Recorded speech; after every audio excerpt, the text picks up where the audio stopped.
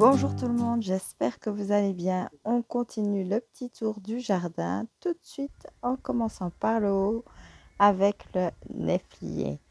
Et oui, la nèfle qu'on n'apprécie pas vraiment ici à la maison et c'est pour ça que vous avez vu dans la première vidéo, on l'a remplacé par le néflier du Japon qui n'est pas du tout le même d'un point de vue gustatif, qui ressemble plus à l'abricot mangue. Ensuite, on passe à la cerise griotte. Donc, vous avez vu qu'on avait abattu un des cerisiers, mais on en a quand même conservé dans le fond du jardin pour l'ombre notamment, mais aussi pour les oiseaux. Ici dans le fond, vous voyez un autre abricotier, mais malheureusement, il n'a jamais donné de fruits. On en a eu un cette année, mais il est tombé tout seul. On a planté aussi un prunier Black Ember qui est arrivé en très mauvais état, donc j'espère qu'il va reprendre l'année prochaine.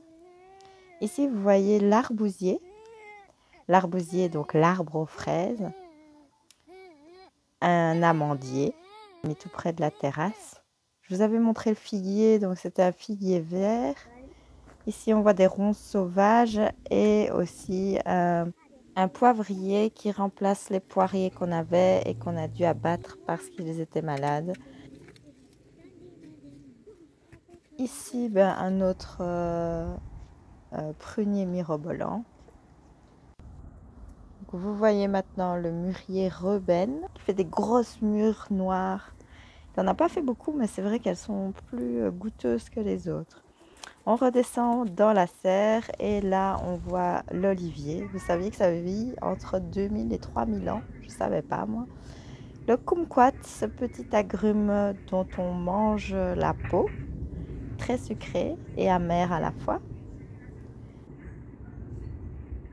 Le fraisier Fremberry, un mélange de fraises et de framboises. Et le grenadier que je laisse en attendant la plantation du printemps.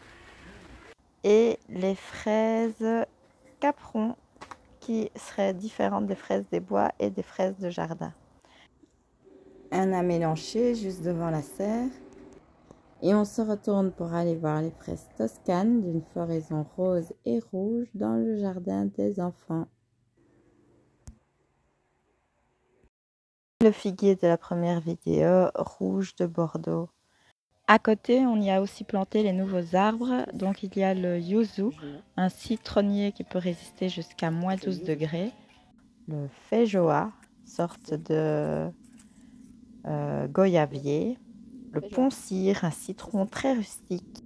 Le gumi du Japon qui fait des petits fruits rouges très juteux et acidulés.